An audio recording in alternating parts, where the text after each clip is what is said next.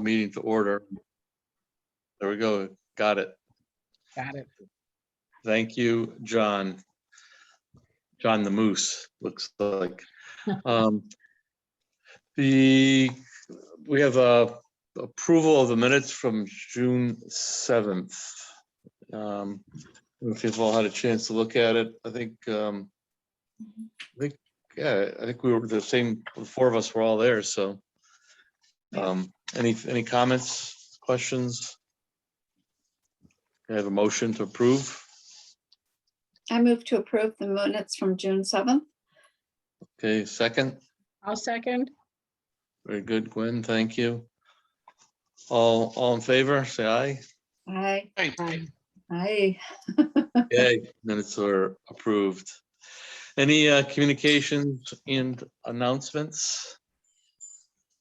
Anybody have any words of wisdom? No? Okay. We'll move along then. Old business. Project initiative updates.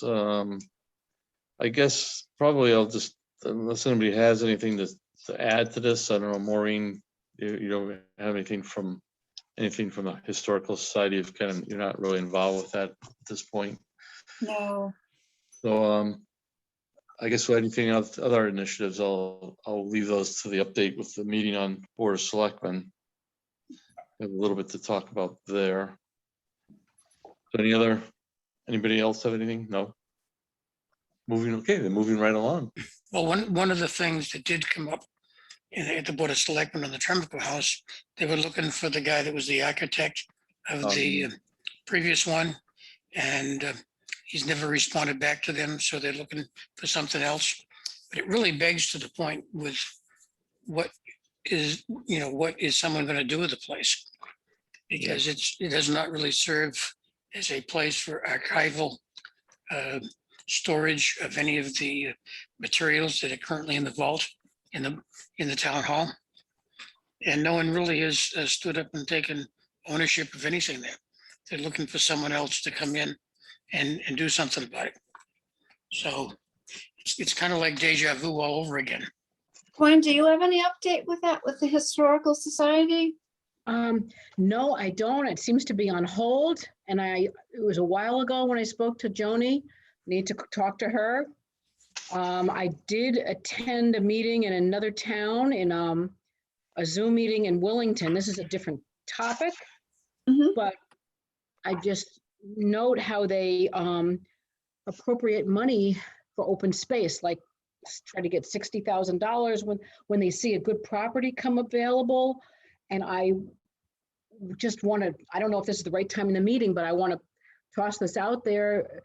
Is there some way we could do something like that? And then if people got money from Forest Legacy, if this ever happened, could some portion of it be put into an account to purchase open space if it ever, and just like a holding account for our town, like other towns do? If some really good property came along, we would have some kind of seed fund. Well, that was part of the plan of the open space master plan had that recommendations in there.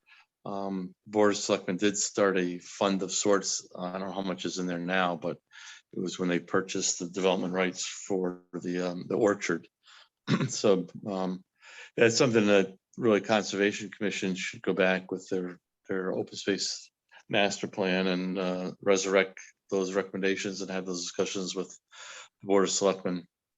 But isn't this part of too, doesn't it, this committee, aren't we concerned a little bit? Like if we thought this is important, then maybe the Conservation Commission might do, a little more? Well, I would think that the Conservation Commission, this would be one of their bailiwick. And we're here to assist or help. I guess, I don't know. I know personally I'm doing things through various grant things on my property. And there's things that are out there, but I think one of the things, I think that when we had the meeting with the Board of Selectmen here a couple of weeks ago, the money's tight there. I think they're concerned about everything going on between COVID and the crumbling foundations, the economy. So I think there's not much appetite that I could see for them to be spending a lot of money on a lot of other things. They're worried about next year's budget. And this year's budget was pretty tight too, so they did take a lot of money from the CARE Act and whatever to kind of supplement some of the expenditures they've had this year, but I think next year's gonna be tight, so. Yeah, I mean, it's something I mean, I think we can go back and are you still on conservation, Gwen? Gwen froze. Oh, my. Gwen, are you there? For Eastern Connecticut Conservation District, and I attend other meetings of conservation commissions to get ideas. And I was thinking, sometimes people want to donate a small amount. They might have $5 here to give for open space, another $5 to give to Historical Society for building. It would be nice to say, well, we have a fund if you want to donate. And if you want to go online to Amazon and purchase, that you can give a little piece to this. Gwen, I think the first step was, and this is going from the Board of Selectmen meeting, is they had reached out to the architect that had done the last plan for the Tremco house as far as what needed to be done to it, to come up with a idea of the cost. And so far, that architect has been non-responsive. So they don't really have any sense of what monies are required to do what. So until that happens, raising money or doing anything is not going to get anyone anywhere. And that's kind of where things were 3, 4, 5 years ago, where Joan had said, well, we want to do something. Someone else should take the lead and do something about it. And no one has. So at one point in time, this group had involuntarily taken the lead to try to take that forward. And after much macerations, we sidestepped that. So, we're basically back to where we were 5 or 6 years ago. You said involuntarily? No, yeah, Ralph, at the time when he was first selectman, wanted our town, our future to take the lead on trying to come up with a plan for the Tremco house. Now, Joan said she promised $2,000, a matching amount to investigate this. Yeah, well, but the point was that there's no way that this group could spearhead that. It has to fall back to the Historical Commission, and they were looking for someone else to take the lead. No one has taken the lead, so it's kind of long gone back there. So nothing's really going to happen until someone, which is not this group, decides that they want to champion it. But then comes the biggest question: what do you want to do with the place? It is not going to be suitable as a archival storage of records for a myriad of reasons, and that wasn't on the list. We didn't have that. No, There were two other uses. It was an information center. It was a research center. But we're not there right now. Everything has been frozen because of COVID. yeah, It's well, on but hold. it was frozen before COVID, Gwen. But the original idea was to store things there, and that was never feasible. So then other alternatives such as Research center, not a storage facility. That was a down the road project to add on. That wasn't, I don't think that was part of anything to do with the first phases. It was just to get the interior. We got the exterior done, get the interior done. It was a research center, information center. People would stop and they would find out what we would have, these brochures on the agricultural products in town, many other features of our town they would find out about, hiking trails, more. Yeah, I'm not saying that's not a good thing. I'm just giving the history. The history was archival, then it evolved to information center. But until someone comes up with a development plan of what to do to the place, nothing's going to happen. And right now, no one's is spearheading making that happen. Okay, but let me just tell you, it wasn't frozen before the pandemic, because Joan was doing a lot of work online. She probably still is, genealogical research, and she was getting paid a lot of money per hour to do this. And she stockpiling this for this future dream. So their money was being saved behind the scenes. Grant money was coming in. The children's program, they made a lot of donations. So I don't even know all of what, but things were happening. It's just that it wasn't a formal plan that you know about.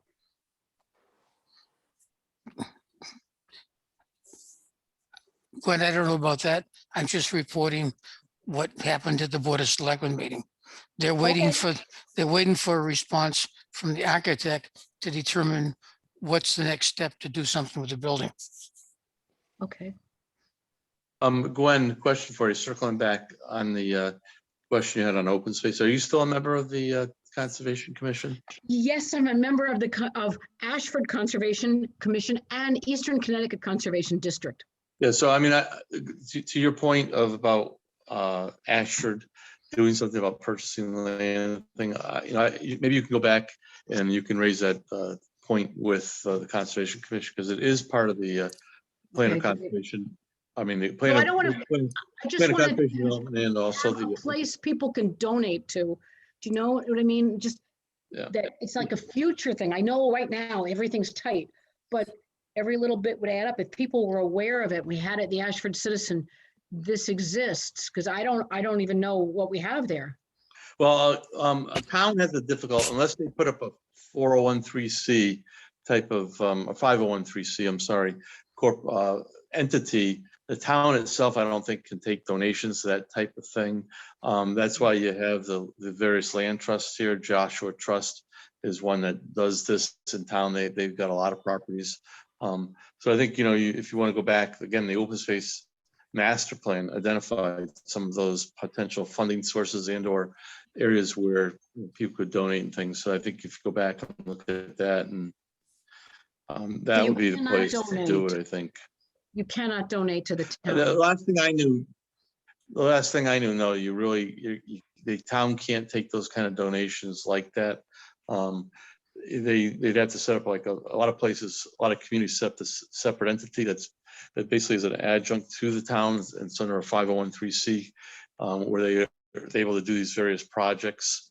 They call them, I forget what a lot of towns do it. I know, I forget what they call them, but that would be a place they could do that type of thing, where they take donations towards purchasing land and things like that, or fixing playgrounds or doing little projects like that that benefit the town. So any other, okay, I guess we're moving on to new business then. Update on the meeting with the Board of Selectmen. I know both Dick and I attended, and it was really two purposes, I think, as everybody remembers. One was to talk about the Route 4474 corridor, what options, potential projects the Board of Selectmen may be willing to look at. And the other was to talk about the communications project, a program and efforts that we've kind of circled the wagons on here with the Our Town, Our Future for many, many years. So I guess I'll start with the first from my perspective. I know Dick may offer some other thoughts on it as well. The Board of Selectmen, the fact sheet put together probably didn't represented kind of one approach to how one could begin to work and potentially do some other things on the Route 4474 corridor, beyond safety, also trying to do some connection between the West Ashford and the Warrenville sections of Ashford along that corridor. And the bottom line from the perspective was, I don't think the Board of Selectmen, as I stated kind of earlier, didn't have the appetite to allocate or spend monies, because if we go after some of these grant programs that are out there that the state offers, even though it's a state route, a lot of the times the state looks for towns to initiate these projects, and they all require some cost sharing on the town's behalf. And at this point, the town, I don't think, really wants to do that. So we talked for a while, but really the bottom line at this point was that they would consider kind of approaching a DOT to have them kind of initiate some of the efforts that were identified in the RSA, the road safety assessment. And so what I've done is I have reached out to the DOT, the gentleman that I have contact for. He just came back to work this week from vacation today, matter of fact. So his office, even though I left a message for him, did reach out to me, and I've put together kind of a condensed version of some of the elements of the RSA that are still outstanding that really have we look to see the DOT to initiate doing some kind of a traffic safety study of that corridor, and then a lot of the little things that are related to speed and accident history and things like that. The thought being that if we could get the state to bite on to that type of project at their level with them initiating it, that some of these other issues and things that we looked at, like kind of the visioning the kids from Yukon had, and what we did kind of as a group to say, hey, we look to connect, put sidewalks or multimodal lanes or bikeways or something in that area. It's kind of what Nord's vision is. Some of those things could come out of a larger scope project because they kind of fit into the total picture of trying to improve safety, create kind of an environment of traffic calming, those type of things. So at this point, that's kind of the route we're taking with that, is to say, hey, okay, can we get the state to step up to the plate and do something on their road to address the fatalities that we've had, the speeding that we're having, the other safety issues that are identified in the RSA, and see whether they will undertake that and at least get it going on their dime, basically. And we'll see where that takes us. Like I said, at least they've reached out and are willing to find out what we want to hear. And the other part of that was that the Board of Selectmen were interested on as well was the school zone for the Ashford Elementary School. So that's kind of out there. There's been a few near misses and a couple accidents in that vicinity, and the signage for the school zone is somewhat underserved right now relative to what it could be.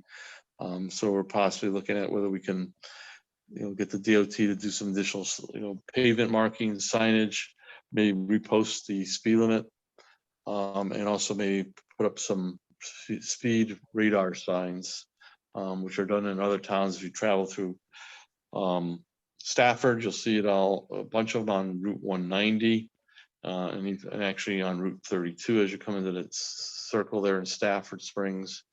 So those are some of the things we're looking at, and hope to have some progress, or maybe the next couple of weeks to report back with everybody on that. And then the other thing I just want to circle back to on the communications part. The Board of Selectmen is looking at different ways to communicate to the public beyond just what we have presently with social media.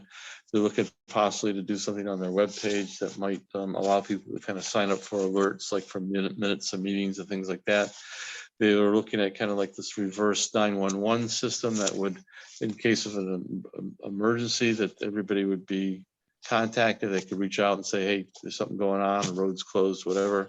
And then they're kind of looking at another one that's kind of an in-between thing where they can use it for less than emergency type of things, where they can reach out for general information. And they're looking at how to better leverage some of the social media that's out there between the Ashford community Facebook page and the Our Town Our Future Facebook page. So that's kind of the takeaway I got from the meeting. And Dick, would you like to speak to your thought? I think, and this is not a criticism of the document that Mike put forth, but I think it was the perception that Board of Selectmen had. They were looking at the long-term vision in terms of connecting Warrenville and West Ashford, and bike trails and pedestrian areas, and they saw that we were trying to advocate for that. We tried to point out that that was a long-term vision, not something we were advocating in the near term. And that what we really wanted to do is simply take the next step on the recommendations that were in the RSA and some of the other things Mike just talked about. But frankly, it got all jumbled up together. So I'm not sure that it was really understood well by Board of Selectmen. I think in the future, when we bring things to them, that we have to spoon feed them one small thing at a time. And if we want their support to do the things for the traffic calming on 44 and 74, we want to get their support on that. And Mike has made some good progress reaching out to the DOT. There was some reticence on the Board of Selectmen of having anyone but them talking to the DOT, but I guess Mike has found a way around that, which is good, because frankly, he's got the contacts there. It's going to have to go back to the Board of Selectmen eventually, but I think we need to take and do baby steps, because I don't think anyone's got an appetite to try to do any big things at all. And that was very obvious to me at the meeting, because frankly, it was kind of frustrating because we're trying to separate the two things, and the discussions at the meeting didn't really allow us to do that. So I think we should take all of the stuff that emanated from the Yukon study, the POCD, things like that, and just put that on the back burner and work through everything we can do with the next steps of the RSA. And once that's done, then go on to the next items. Thank you. I just want a point of clarification too, is that the state of Connecticut kind of works in funny ways. Even though they're all state roads, a lot of communities actually initiate projects to improve the state facilities, so that they're basically improving what's going on in their communities. And if you see the JI, there was actually, I think last week, actually an article. The town of East Windsor is doing just that on Route 5. They're continuing on a Route 5 safety improvement project, or I should study, similar almost to like what we'd want to be doing on 44 and 74. But that's something that the town of East Windsor has got some skin in the game, both in staff time and dollars and cents. And it's kind of a weird way that what happens here in the state of Connecticut. The state, it's like they're willing, or they'll let you put up signs on state roads, but you've got to pay for them, and if there's any studies or things that have to be done, you've got to pay for them.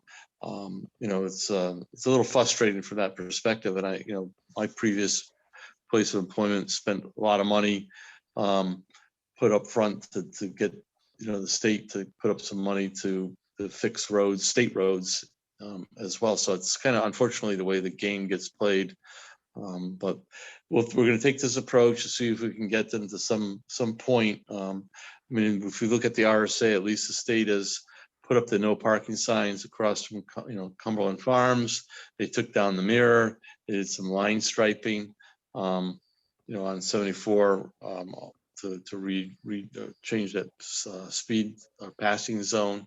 So there's a few things that they've done that that were born out of and recommendations of the RSA, but those are nickel and dime type of things. And some of the other things that are more substantive that can lead to the long-term vision, like Dick is saying, of what we all would like to see happen along 74 and 44 is, the first steps are really to have them initiate things that are related to the speeding and the accident history, safety things that can kind of need to be addressed through some kind of potential construction activity that would then lend itself to making it look like more of a community drive, village drive, versus a speedway down a tunnel of trees and with rocks on either side.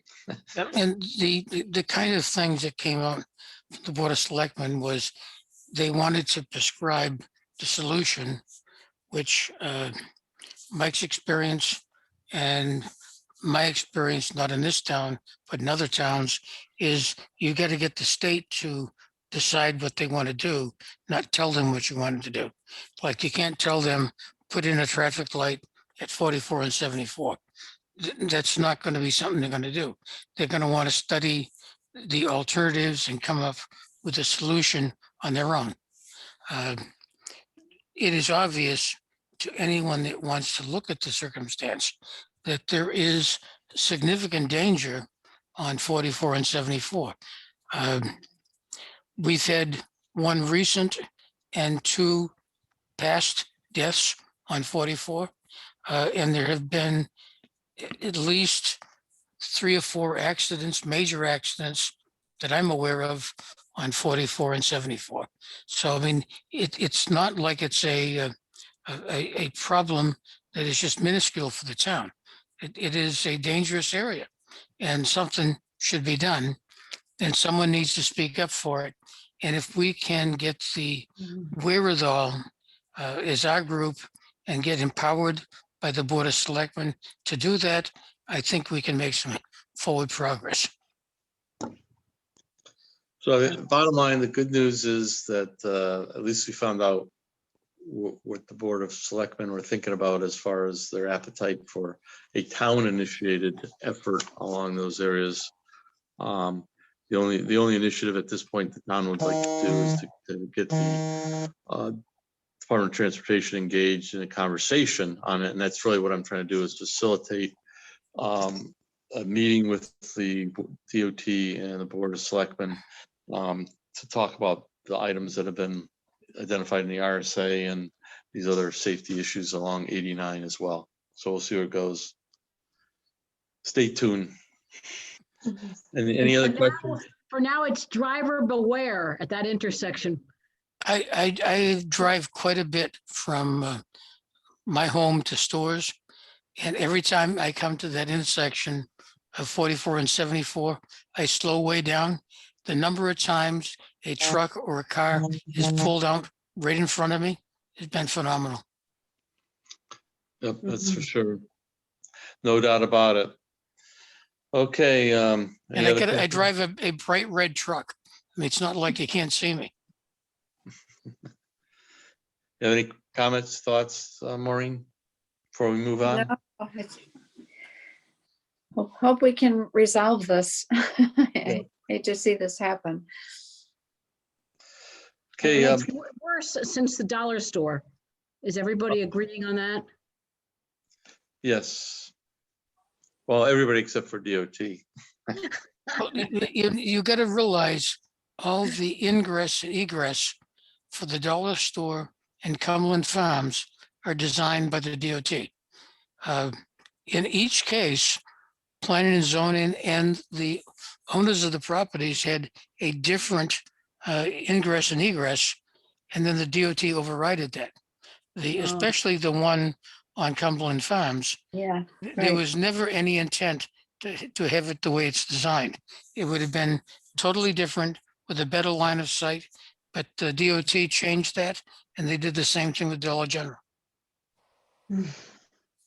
Well, on certain times of day, if you're going west on 44 in front of Cumbies, if the sun is a certain way, can you really see things as well as you need to? Because, you know, you don't have much of a window getting over that hill going east. I don't know. I don't know if that needs to be relooked at because at certain times of day, I don't know if the sun is blinding. I agree. Well, and that's where it comes to the point of getting the DOT to look at it, Right. because they, in abstract, I was on planning and zoning, am on planning and zoning, when they overrode what Cumberland Farms had proposed, but I'm Right. not sure if they really looked at it 24/7. And in light of what's happened there, getting them by means of revisiting the RSA may give it a rise to change the ingress and egress. Okay. And you can't fault Dollar General or Cumberland Farms because it's not their fault. Right, it's a process that sometimes doesn't lead us to the best solutions, unfortunately, but we are where we are and we'll see where we go. I put down on new business B, discussion of future efforts, this to where you guys think we should be going with our time. We're gonna be up for renewal here this fall in November. As a group, we've added at least one member, Margaret Shady, although she's not on the line today. But just what do we want to do as far as our goals and objectives for this coming year? Because our task, our mission, is to basically be advisory to Board of Selectmen and to really look to see what we can do with the plan of conservation development items, to help planning and zoning as well, to facilitate getting some of those things done. So I think, does anybody have any specific issues? I mean, a couple of the big things we've been working on, obviously, the last couple of years has been this I-84 44 corridor thing. We'll see where that plays out. But I just wonder whether anyone feels, we have a mission moving forward, or the things there's plenty of things in the plan of conservation development. I will tell you that. I know that the plan of conservation development is closely coming upon its time when it needs to be updated again. We're in year 7, I think, of a 10-year plan already, which is kind of crazy. So I mean, I don't know, I throw it out to you guys what your thoughts are moving forward, whether we should identify some things to help facilitate at this point. Yeah, Mike, one of the things that Catherine made a point of saying at the meeting the other night, she says, oh, the plan of conservation development needs to be updated sooner. I applaud you for reaching out to Jeff to try to facilitate a meeting to do that. I'm not volunteering to lead the effort again. I did it once, but maybe this group could take the initiative to try to force coming up with a committee to update the plan of conservation development, and reach out to Jeff, and as vice chairman of that, I'll support that. But it's not going to happen unless someone steps up to do it. The other thing that comes about is we're in this ever conundrum of being dependent upon NECOG. NECOG was a lot of the, efforts to help us do it. And I think, if anything, we need to push the issue of NECOG versus CROG versus whatever, and get the Board of Selectmen to realize that our interests are not well served by NECOG. Yes, agreed. I mean, I don't know how many times I've reached out, you've reached out, and it just doesn't go anywhere. Unless we want to adopt a stray cat, there isn't much interest in NECOG. Well, also, I don't, with these guidelines for meetings now, it would be so good when we can have stakeholders, and, or better yet, a roundtable meeting again, because it just would be so good to get the input to people in this town, because we were going so well with that.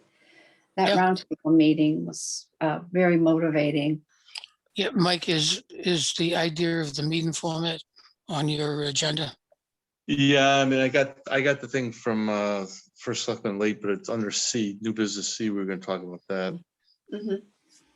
Yeah, I mean, Maureen, that's a good point. That the last stakeholders meeting we had was really centered around the POCD. So and that out of that meeting, a lot of great things happened. But then right then is when the pandemic hit, so we kind of lost our momentum. Right. But there's some positive things that happened from that as a result. So we got some people together, and I know that the Salvation Army actually had a fishing derby for the community this year, and they had some volunteers helping with food distribution. I mean, so there's some relationships that were developed as a result of that meeting that I think have at least transcended since that time. So we'll see. I mean, like I said, I don't know whether there's any other specific things that, I mean, the POCD could be a big thing for us to help facilitate. I think, that's what we were hoping would have happened with that meeting back 2 years ago already now. Yeah, at one point in time, the POCD kind of got pushed by the EDC. I'm not sure if that's going to happen again. I think maybe it'd be more neutral if it was pushed by this group. And so someone needs to lead it. And I'm not sure if there's anyone that's going to raise their hand at planning and zoning to lead the effort. I think that there are several people that'll volunteer for it, but some of the people that were instrumental in working on it, the last time, I'll throw out Bill Darcy as an example. Bill wrote a lot of stuff for it and edited a lot of things for it. Bill's not here any longer. I wrote a lot for it. There was a couple of really good staffers from NECOG, which are no longer there. And I don't know of anyone that would take their place there. And a lot of the stuff that needs to be done on it requires accesses to databases and things that anyone on here would not have access to. We're very capable of editing and commenting on, but as far as coming up with maps of, which parts of the town are wetlands and not wetlands, and the conservation and issues like that, we can't do that by ourselves. So we need to get some organization that will work with us to do it. And if NECOG is not going to be willing to do it, then we need to raise the issue to planning and zoning and the Board of Selectmen to come up with an alternate. One possible alternate could be the organization that Mike Diamato works for. It's not the same as NECOG, but it does have people that can write and do things. But we need to, I'm not sure if we can switch to CROG from NECOG in order to do this. That requires probably a lot more energy than simply finding another resource that the town could enlist to help write this thing. Well, again, the 2025 sounds like it's far away, but it's not. It's we should probably start getting the ducks in order for the plan of conservation development. So if you're going to hire a consultant, then you're still going to need to put in for budgetary considerations as well. So maybe that's something we could put on our list. Any other? Well, and I think that's something too. We're quote unquote going to advise the Board of Selectmen. We can advise that to the Board of Selectmen. They're voting on appropriating funds for CME to develop the affordable housing document. Right. So there's a precedence right there.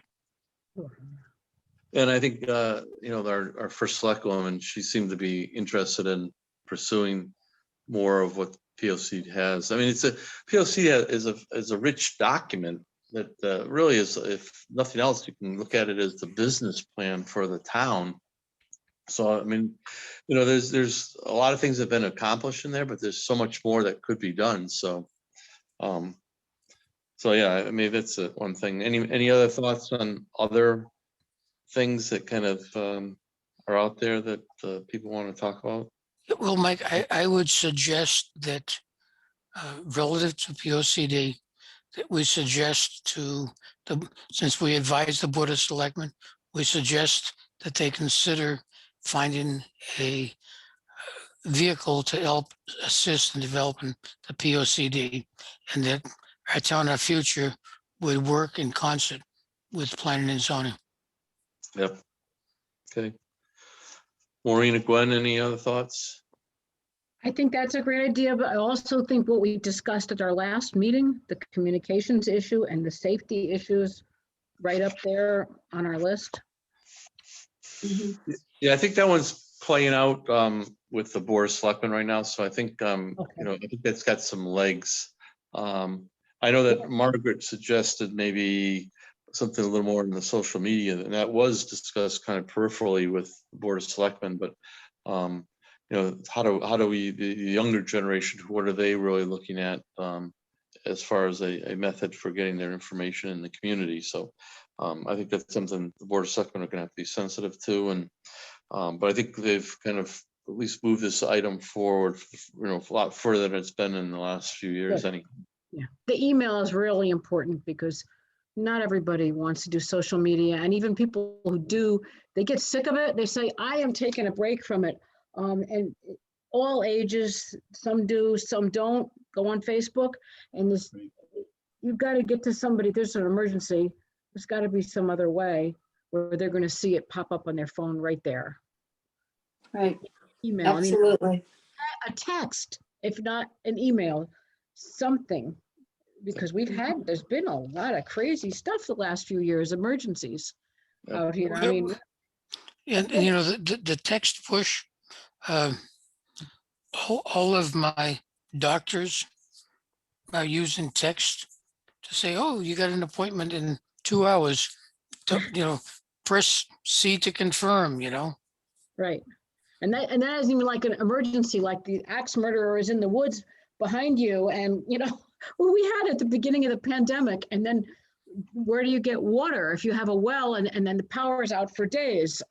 If somebody's moved here recently and doesn't have a generator and doesn't know what to do, we've had just had a lot of different things happen.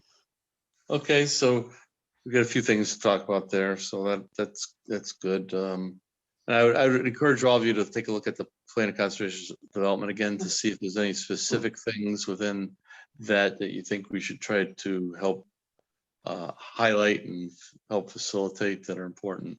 So Okay, item C, time and dates of our town or future meetings.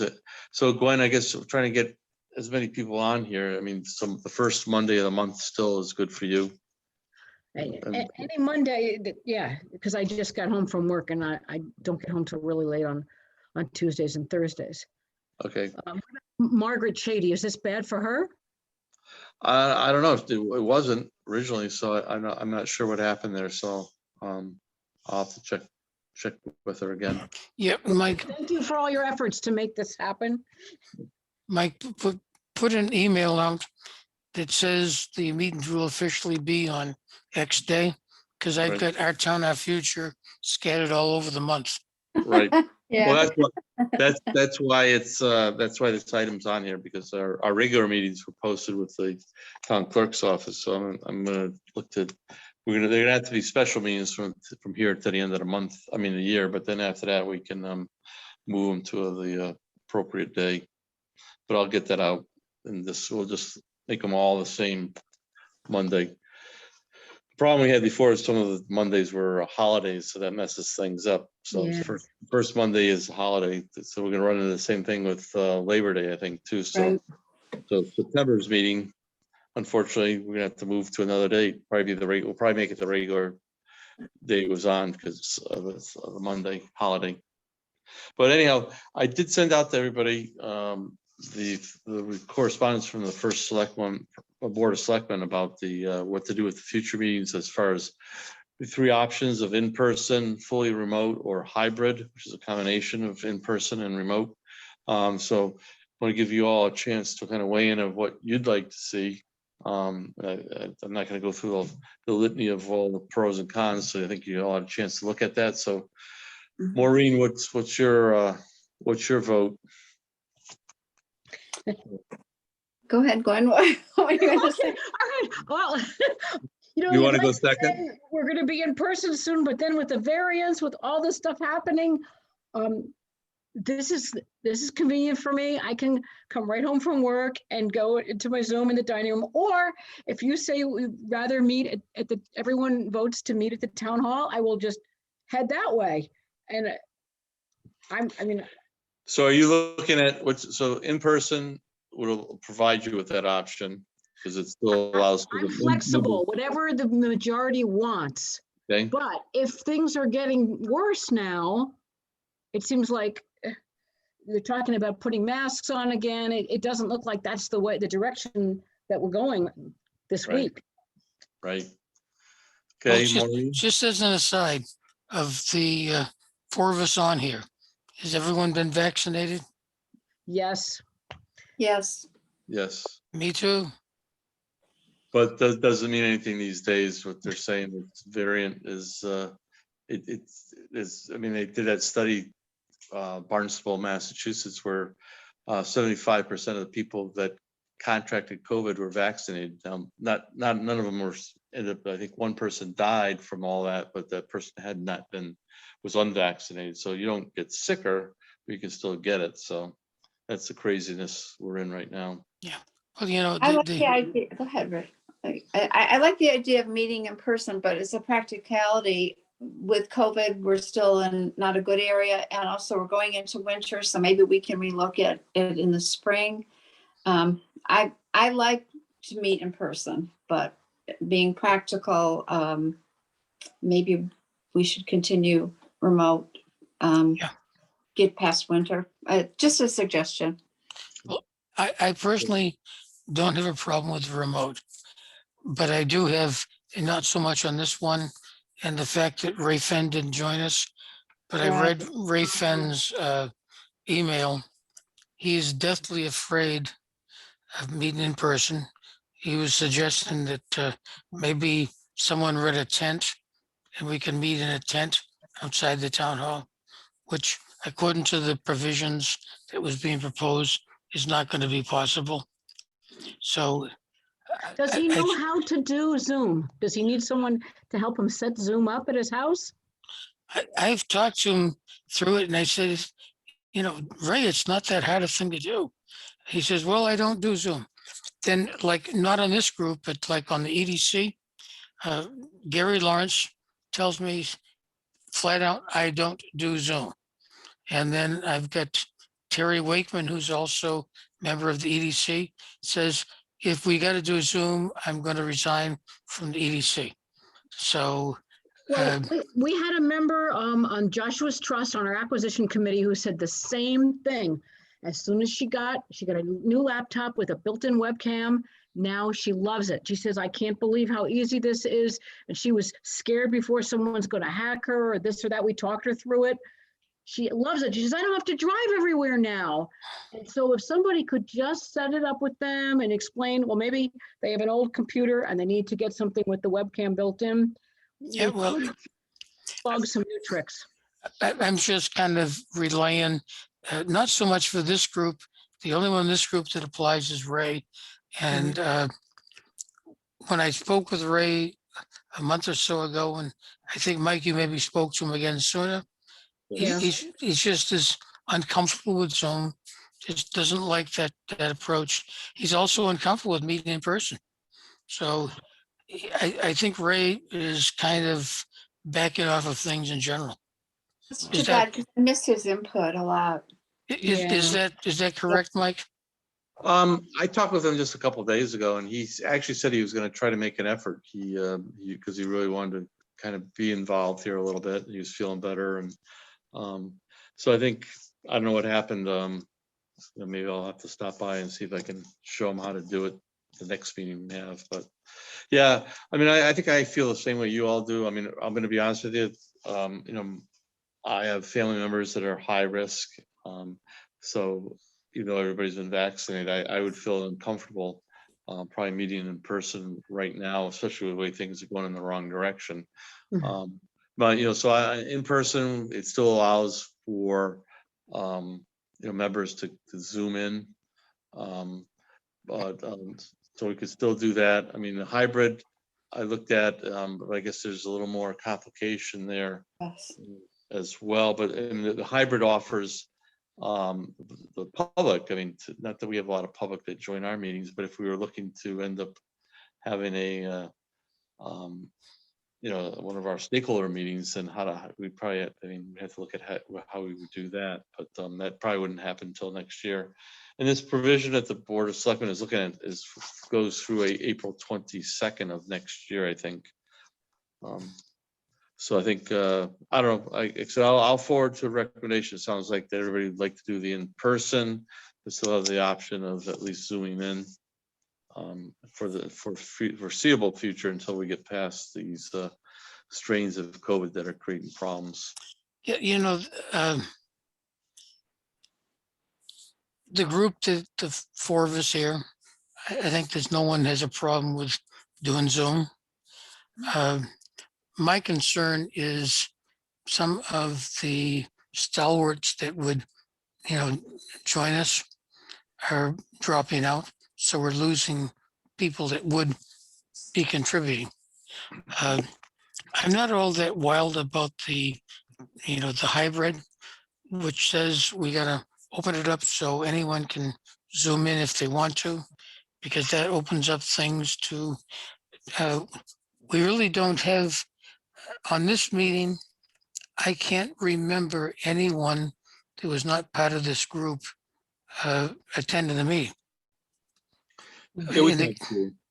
In the case of the EDC, the only time we had anyone that attended that wasn't part of the EDC was someone that we invited to come in and speak with us. And then we had that one incident 2-3 years ago where the reporter from the Chronicle decided she was going to cover us every meeting. Contrast the Town of Future with the EDC.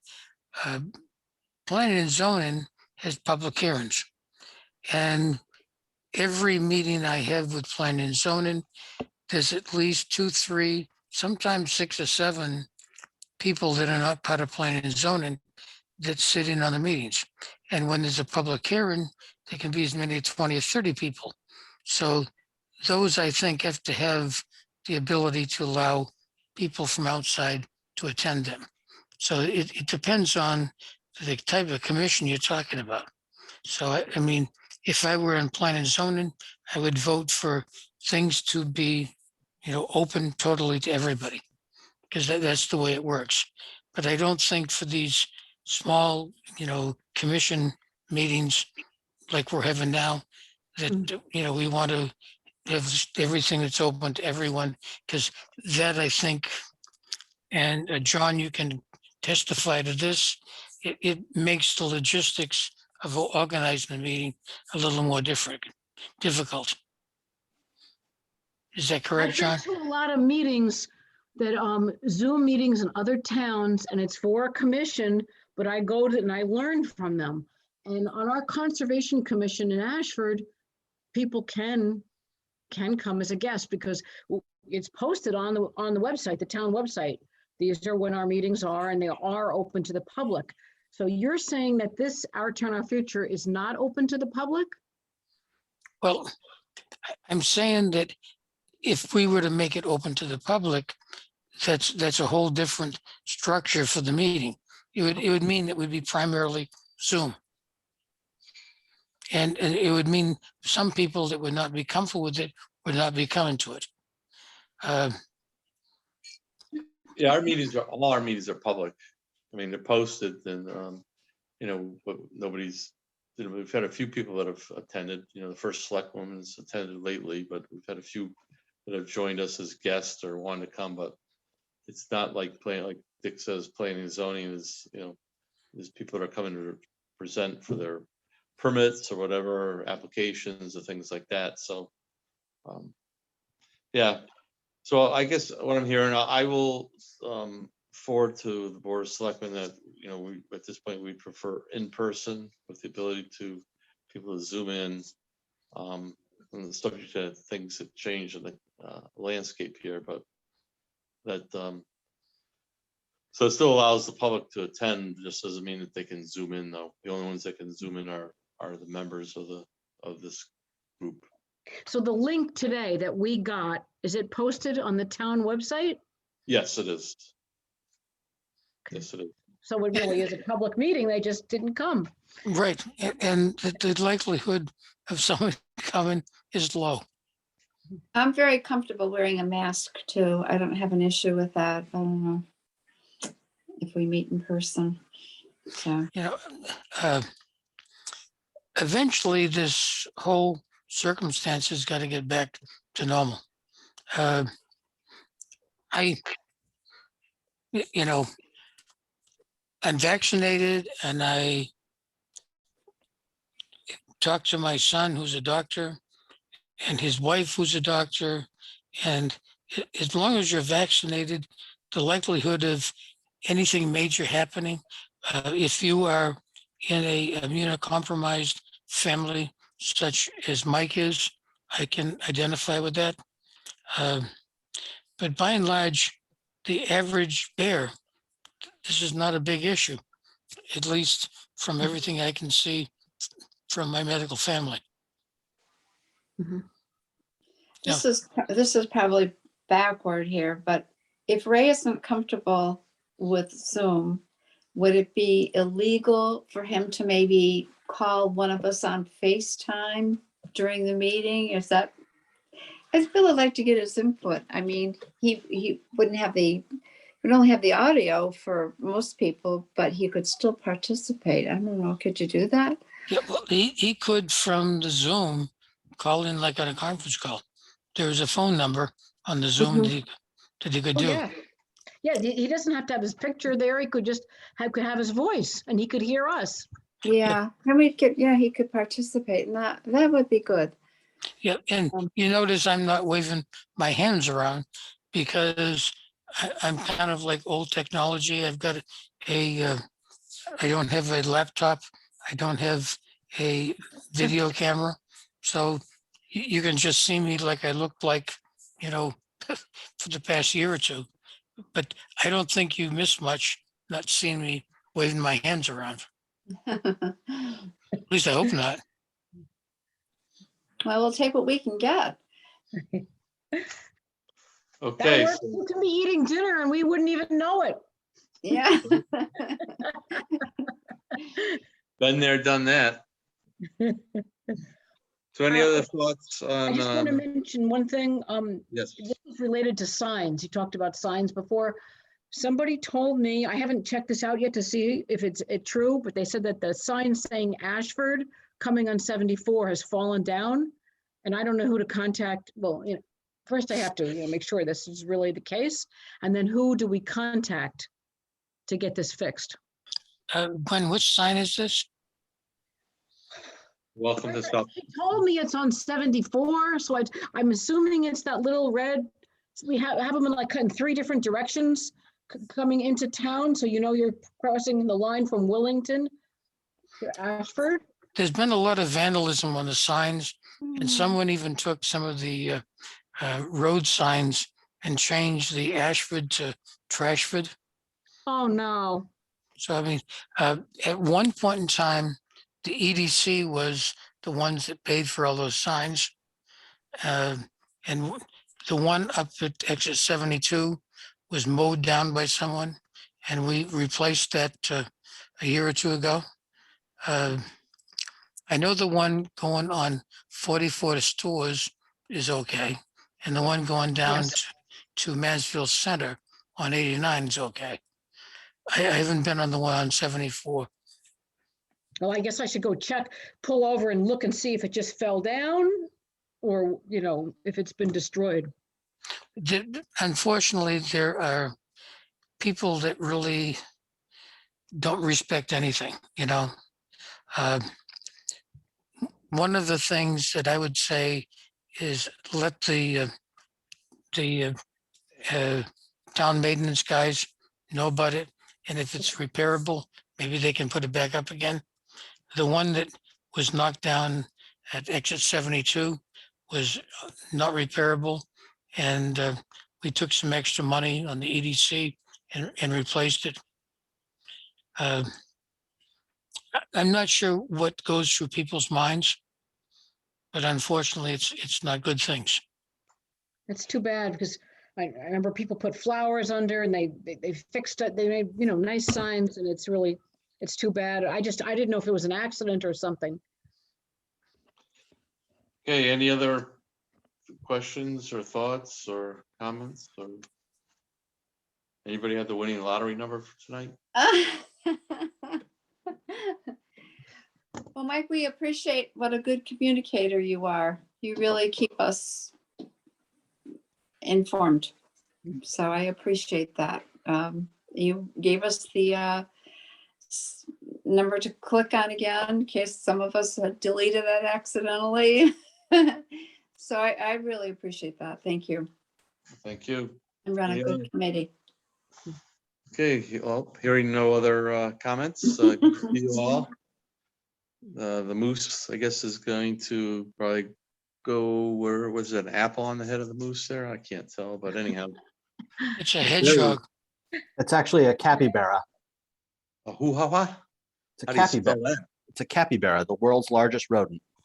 Oh, it is, okay. Ooh, ooh. Ah.